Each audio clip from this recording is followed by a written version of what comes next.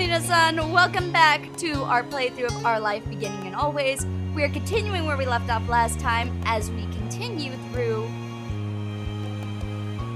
I don't know why it was blacked out for a second, but we're continuing where we left off last time as we continue our playthrough and complete more parts of Step 2. I've decided I'm just going to show you guys all of it, so we're going to try and get through 2 of them today. And then have another episode for the remaining 2. But obviously, that depends. We might just have 4 more episodes in this step. But as you can see on screen, we are in version 1.1, which means that the voice DLC is available, and we will be using it for Step 3, as unfortunately, you do have to wait for a step, for a movement to another step in order to change the voice name option. The cool thing is, the name Blue is included, so I'm all set. Let's rock and roll, everybody. Oh, it feels like it's been forever since we've been able to be with our boy. Okay, but we're gonna do family. The sun warmed your skin from its place in the sky, and you closed your eyes, enjoying the mix of the heat with the pleasant breeze that drifted past you. You and Lee had spread out a blanket on top of one of the hills behind your house, and had been relaxing there for a while now. Lee had come over earlier in the day, and while a range of activities had been discussed, from staying at home to heading down to the beach, a picnic on the hill had been the choice you both settled on. A small spread was laid out in front of you, some bottled water, soft drinks, as well as chips and sliced fruit. You sat up and reached for a snack, listening to Lee talk away about a musical she had gone to see a few days ago. It was unbelievable! There was singing and dancing and crazy stunts, and it was all done live right in front of my face! Maybe one day we could go together. I gotta see more shows like that. That sounds fun, Lee. You smiled at Lee's enthusiasm, knowing how much she enjoyed singing and performing. And she was good at it too. You'd gotten the chance to hear her sing a couple of tunes, and you knew she put a lot of effort into it. You didn't like to sing, but you'd been told you were good at it. Let's do that one. Whether that was true or not, there were other things you preferred doing more. I wonder, maybe we could put on our own show. Think of how fun it'd be. We could perform for our parents and ask our friends and some other people to come and watch too. It'd totally work. Sure, I'll give it a go. It wasn't something you had really thought about before, but if Lee wanted to do it, then you could at least give it a shot. Lee clapped in excitement and bounced on the balls of her feet, beyond happy that you were on board with her idea. Woo! I'm gonna sing! What about you? I know singing isn't your thing. I'll sing too. Cool! We'll perform an incredible duet! Is there anything else coming to your head? How about I write the song? Oh, I hope it's something dramatic. No, how about fun? Fun is better. What about both? Mwah! What about both, dear cousin of mine? Lee's face lit up at the idea and she gave you a broad smile. That sounds perfect! Is there anything else coming to your head? Nope, that's it. The two of you ran back to your house and grabbed the supplies you needed, dodging your mom's amused questions before heading back out to the blanket to get started. You made sure you had a notebook and pen down in case some inspiration hit. In case you were hit with inspiration. Lee and you discussed the plans in detail, settling on the song first and then practicing out parts for the show. The afternoon passed quickly and the sun dropping lower and lower in the sky, and after having thoroughly worked out how the show was gonna go, you decided to take a break. Da-da-dots, da-da-dots, everybody knows it's a da-da-dots, da-da-dots. I don't know why I'm making this a gag in the game, but da-da-dots. Oh. You know, we should have invited Cove to watch us practice our show. He could tell us if it was bad before we put on the real thing. You're just playing on the fact that I have a crush on the boy, aren't you, dear cousin of mine? I'm glad he didn't say. I can answer. Oh. How do I answer this?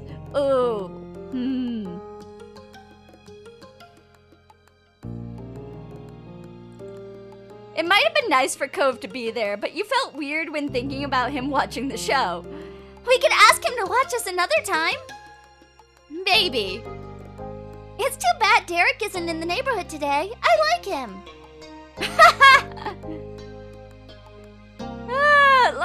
Let's say, yeah, he's a good person. I knew you'd think so. But speaking of boys we like, what's the relationship status between you and Cove? Is it good? You blushed and said nothing. Oh, you're bright red. I guess it's very good. Oh, shut up, dear cousin of mine. Stop teasing my poor self. But really, are you gonna be telling him you have a crush on him anytime soon or what? I mean, I went on a date with the poor boy. I feel like my relationship status should be clear right there of the fact that I like the boy. If he doesn't get a clue, it's not my fault. It really shouldn't be.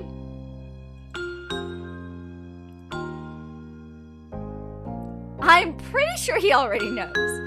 Pretty sure isn't sure. You should declare it to him.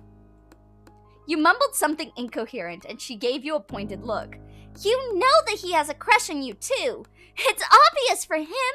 It's obvious for you. Why not just do it? You didn't say anything, wondering about the possibilities instead. The two of you talked a little more about Cove, amongst other topics, and you found that it was nice having someone to speak to about these sorts of things. Finally, you both decided to pack everything up and head back home for the evening. Lee talked excitedly about the show you did, and you thought back on what you had already accomplished for it.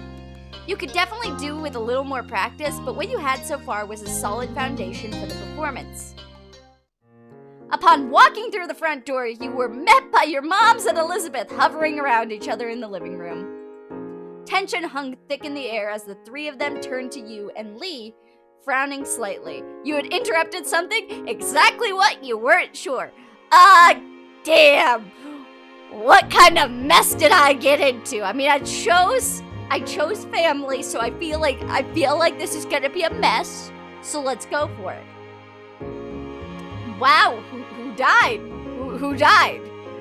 Ma winced, and almost immediately you knew joking was the wrong thing for this. You really hoped no one was actually dead. Oh! What's going on? Oh God, what's going on? We're just having a talk with your sister. The room felt quiet again, with no one quite knowing what to say. You felt incredibly awkward, but the silence didn't last long. You don't have to stop just because those two are here. There's no reason to try to keep it a secret. I feel like I accidentally changed her voice. Did I? I don't know. Elizabeth was mad, with her arms folded defensively over her chest, but your mom's nodded in agreement with her. Well, Elizabeth was asking about her parents. Her biological ones. The world spun around you at the news. You couldn't understand. Why was this happening now? When you glanced at Lee, she shuffled her feet uncomfortably, as though she didn't know if she should be there or not anymore. You didn't know either. Your moms had always been open and honest about the fact that neither of them had given birth to you or your sister, but the details hadn't been fully explained before. It made sense that Elizabeth didn't know a lot about her biological parents and wanted to know more. You just hadn't ever thought you'd accidentally stumble into it. Elizabeth looked at your parents expectantly. She wasn't going to let the unintentional interruption derail things. We don't want to keep that information from either of you. It's your right to know your past. We just did want to wait until you asked us to hear yourselves. Well, it's happening now, so... Your mom shared a nervous glance, and Ma looked back, took in a quick breath before speaking again. I adopted you from the Philippines when you were just a baby. Elizabeth dropped her arms, her eyebrows shooting upwards in surprise. Wait, I wasn't born here? No, you weren't. You could clearly see that your sister was appalled by this information. You struggled even more with what to do or how to react. Am I gonna have to pass some test to even be a citizen? No. No. You were adopted into the country. We took care of things. You're already a citizen. You have nothing to worry about. I followed all the laws when I came to bring a child into the U.S. nothing can be held against you. Elizabeth sighed, placated with the information, but still far from happy. Who were my parents as people? Why did they put me up for adoption in the first place? Ma softly put her hands over Elizabeth's shoulder, trying to provide some support before she gave her the answer. I'm so sorry. Sweetie, your parents were reported to have died. They didn't go into details on specifics of how, but you were an orphan. I wish we had better news for you, Elizabeth. Elizabeth was torn between emotions, her eyes filled with tears as she threw her hands in the air, settling on enraged. Great! So I guess I can never meet them, even if I wanted to. Not that I could have anyway, since they lived in another part of the world when they were still alive. Elizabeth turned her back on you and your moms and stormed up, sprinting up the stairs to her room before anyone could stop her. I have to go talk to her. Ma immediately started to follow her, but Mom gently held her by the arm and shook her head. We should give her a little space to process it all.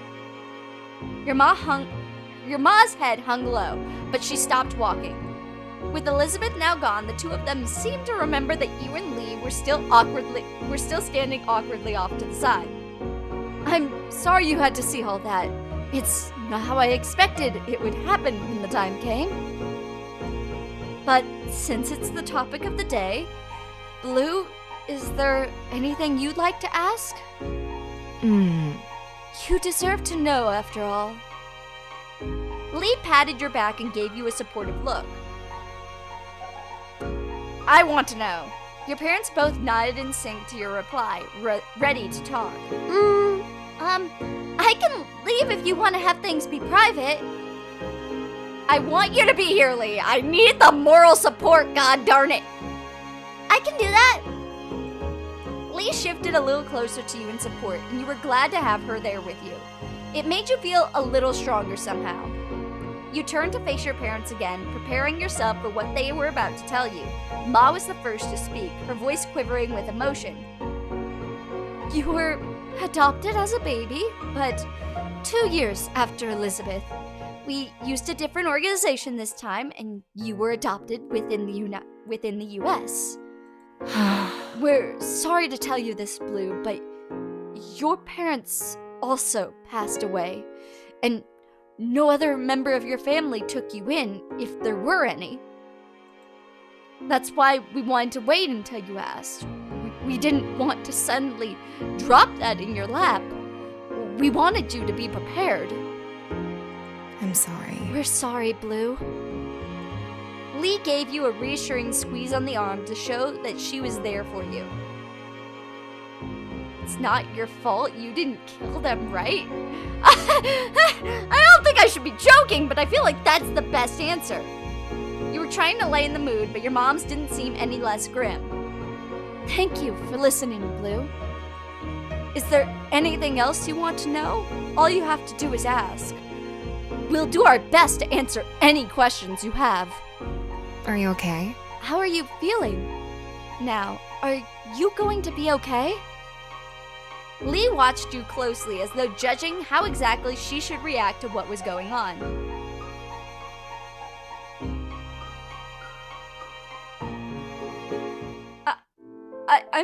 I'm not okay. We're sorry, Blue. Your moms looked just as sad as you felt. No one seemed to have any words left after that. I need Cove. I need Cove. More than anything, in the moment, you wanted to see Cove. No one could be there for you the way he could. I'm going to go out. Just for a little while. I'll be back before it's really late. Your moms nodded in understanding, trusting you to make the best call for yourself. Lee's footsteps echoed from behind, and you knew she was following you. Can you stay, Lee? I want to go by myself. Oh, okay. I'll wait for you here, but I really hope you'll be all right, Blue. Once outside, you strode across the street purposefully, Cove's house set in your sights. After you raised a hand to knock on the door, it only took a few moments for Mr. Holden to answer it, giving you a broad smile. Cliff's face fell suddenly. He could tell something was wrong, but he didn't say anything else. Instead, he looked back towards the hallway where you knew Cove's room was located. Cove! Blue's here! After calling for his son, he turned back to you with an encouraging thumbs up. He won't be long. As promised, it didn't take long before footsteps echoed down the hall. Cove's head of green hair appeared before you all. Blue? Cove pushed past his dad to stand with you outside the door, watching you with concern etched all over his face. You kids be safe. If you need anything, you know where to find me. He gave you a kind smile before softly shutting the front door, giving you some privacy. Cove stepped a little closer still and spoke cautiously. What's wrong? Cove, you're adorable! Oh, my baby boy! You're so good. You're so good to me, my baby boy. I need to talk to you. Cove's forehead frowned in concern at your words. Well, I'm here. You can tell me. My mom and dad who gave birth to me, they're dead. Without having to say anything else, Cove reached out and pulled you into a tight embrace, his familiar warmth enveloping you. I'm sorry, Blue. His words were whispered comfortingly into your shoulder. You pressed your face into the crook of his neck, unable to stop the tears. The hold he had on you tightened. Can we talk somewhere else? You felt uncomfortable huddling around the entrance of Cove's house. That feeling didn't seem to be a problem, though. Yeah. Cove took you by the arm and encouraged you along behind him. You followed without protest. You headed towards the hills where you and Lee had spent the majority of your day. Things seemed so different then, only a couple hours ago, and you wondered how everything had changed so drastically. You took a seat in the grass beside Cove, who bent his legs and rested his arms on them before he turned to you again. Can you explain everything to me? You nodded softly before taking in a heavy breath and launching into the story. Cove sat quietly and listened attentively, nodding every now and then or taking in a sharp inhale. It took a long time for you to relay the details. Dozens of stars were pinpointed in the sky as the night wore on. Silence settled between you as Cove sat quietly for a moment, contemplating everything you had said. When he finally spoke, his voice was quiet, drifting through the night towards you. Blue. I'm so sorry. I'm really sorry about what happened to your parents. So sorry. He stopped suddenly and took in a deep, shaky breath, and you got the impression he was struggling with what was right to say.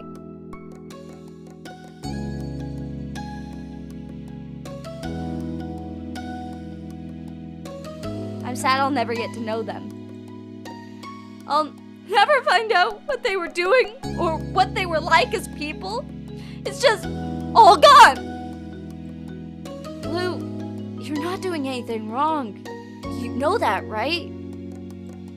I think you can be as sad as you want, for as long as you need. Or you can feel okay about it whenever you want to. He sighed and ran a hand through his hair as he looked over the ocean. It's okay. I guess what I'm trying to say is, whatever you feel about it is how you feel about it. You don't have to force yourself to be different. Thank you, Cove. His words made you feel better and you knew it was true. You didn't have to apologize or make any excuses for the way you felt about it all. Cove smiled at you a little and you could tell he was trying to be comforting. And your moms definitely don't. It doesn't matter if they're not your blood related. You're definitely family. I can see that, and I hope you can too. You felt reassured in his eyes. You stayed up on the hill together for a little longer, looking out over the ocean and the stars that shone brightly above it. After talking about the situation with someone who wasn't directly a part of it, you started to see things in a different light. Above all, you were glad to have Cove's support and to know you could count on him if you needed it. Hey! The sudden voice of your sister behind you made you jump. you saw her standing a little way away. She walked closer and you didn't quite know what to do or what she was planning on saying. So? Would you mind going? I want to have a talk with just Blue. You can come back. It's not going to be forever or anything. Cove seemed equal parts concerned and skeptical. Leaving now wasn't a concept that thrilled him.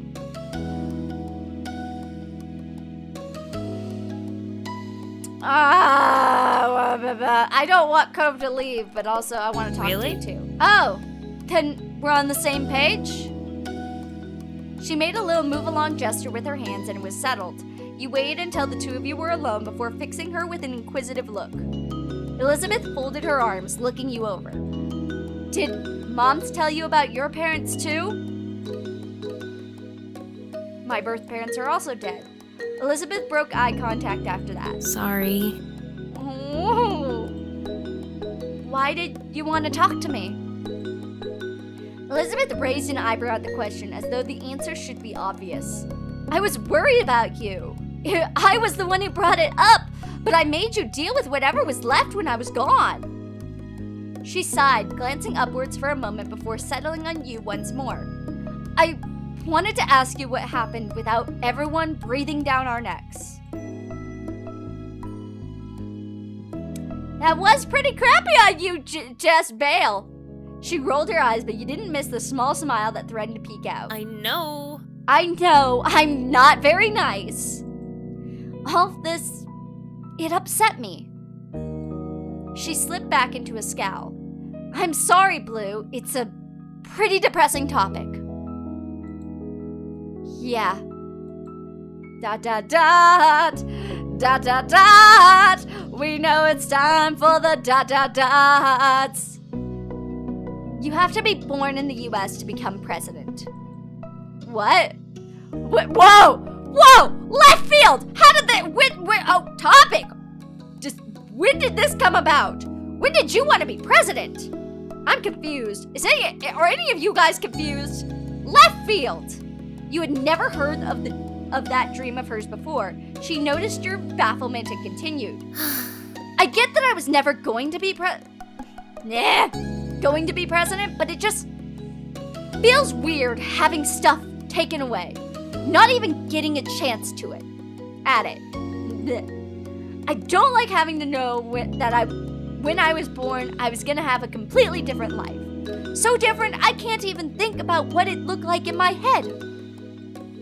I could have spoken another language, lived away from everything I've ever seen here, and had someone else as my sibling? Wow, okay. And then my parents died, and I was adopted. And the life I became a totally new thing forever. I can't go back to what it was, even if I wanted to. A heaviness settled between you and the person who became your sister.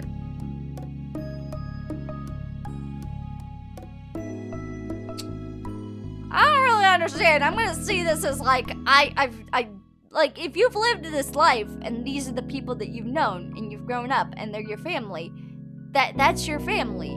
It shouldn't really make a difference if you were born into that family or not. So I'm gonna go with I don't really understand. I can't see that other stuff as being my life. The one I have now is what my life is, and everything else is only what didn't happen.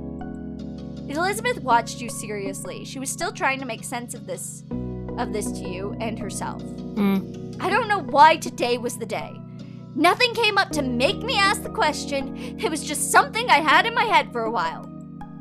When it was just me and Moms in the living room, I just kind of said it. And finally, there you go. She shifted from one foot to another, relaxing her stance just a bit. She also spoke more gently. Learning about them and what happened doesn't change how I feel about our family, Blue. She smirked, fixing you with sharp eyes. I already figured out a long time ago that Moms weren't our biological parents. That wasn't news.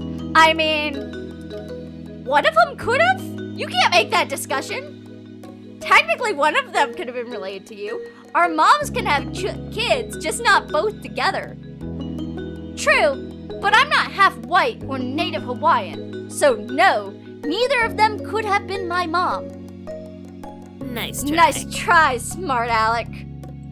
Nothing about the family I was first born in would have made me decide that this wasn't my family anymore. If you had hoped you'd be free from my big sister status, don't think you're so lucky. She bumped her shoulder against yours playfully, her lips tilted at the corners. You'll always be my little sister. Aww! You're being adorable right now! It's kind of creepy, Elizabeth!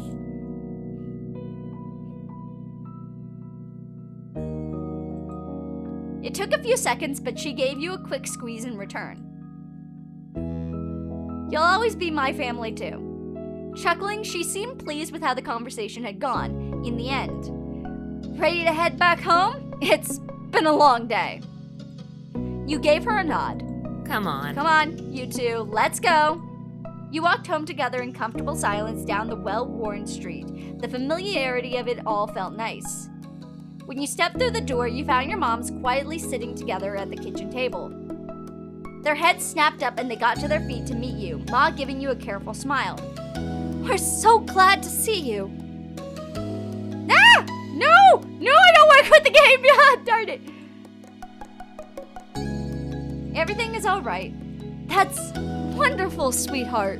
Really wonderful. Ma then came over and wrapped her arms around you and Elizabeth, giving you a tight hug. It didn't take long for Mom to join in and putting her arms around both of you. Love you. We really couldn't have asked for better, kiddos. We love you. More than we could ever say. Moms! You're smushing me! You all chuckled, the rumbling of laughter shaking you all as you continued to hold each other tight. I love you too. They both pulled back eventually and grinned at the two of you, and you knew that you all had each other and you always would. Hey, I hope you're all right. Lee came up towards you, a soft smile plastered on her face. Are you okay, Elizabeth? Elizabeth rolled her eyes and huffed a breath, and you knew she wasn't used to showing her vulnerable side. Fine. I'm doing fine. Lee nodded, and though you could tell she didn't quite believe her. Where's Cove? Where did my boy Cove go? Well now, since we're all here, how about we do something together as a family? That sounds like an excellent idea. We should have some fun before the night's over. Totally! I love the sound of that. Okay. Oh, Cove is here! Thank God. He was so quiet. Cove looked a little bashful, likely over being included as part of the family, but he tried not to pay much attention to it. Why not? You hid the smile that threatened to tilt your lips, knowing that Elizabeth must have been in a good mood if she hadn't even teased Cove for being part of it. And no matter what she could have said about it, you wanted him to be there. He was someone who was really important to you. Who's got a suggestion? It should be something we could do here in the house, with everyone in the same room. You suddenly remembered the show you and Lee had been working on earlier. Maybe we could do our show? A show! This is the first time we're hearing of this. I'm intrigued. Wonderful. It would be amazing if you put it on for us to watch. Oh yeah, I need to see what you've cooked up. That'd be cool. You smiled at Lee, who returned the gesture while bouncing on her heels in excitement. Take some seats and we'll get everything together. Your moms collected the chairs from around the dining table and set them in a row in the living room, where there were enough space for the show. While they did that, you and Lee quickly gathered the supplies you needed and rehashed the plan one last time. You went through the song you had written one last time. When the two of you returned to the living room, everyone was sitting and chatting amongst themselves while they waited. The group quieted down when you and Lee stood in front of them on your makeshift stage. Lee was buzzing quietly with excitement beside you. Let's be nervous. No matter how small the audience was, it was still all eyes on you. Okay, so welcome to our show. We only came up with it today, but we promise it'll be good. You're gonna be really no refunds. No refunds. This is the joke. Laughter rippled through the mini audience. Then you nodded at Lee that you were ready to begin. Lee took a deep breath, waiting the few beats it took to get into the song, and started singing. Your part of the song joined in just a few moments later, and you smiled at each other as you sang together. It made you proud to have the lyrics you had written sung like this. When the performance was over, Lee took your hand in hers, and the two of you bowed deeply together. Everyone gave you a round of applause and cheered for an encore. When you straightened yourself up, you were happy to see that even Elizabeth was clapping for you. Bravo! Bravo! Good job. You're so talented! Your family rose from their seats and came over to congratulate you once more directly. You were beaming from ear to ear.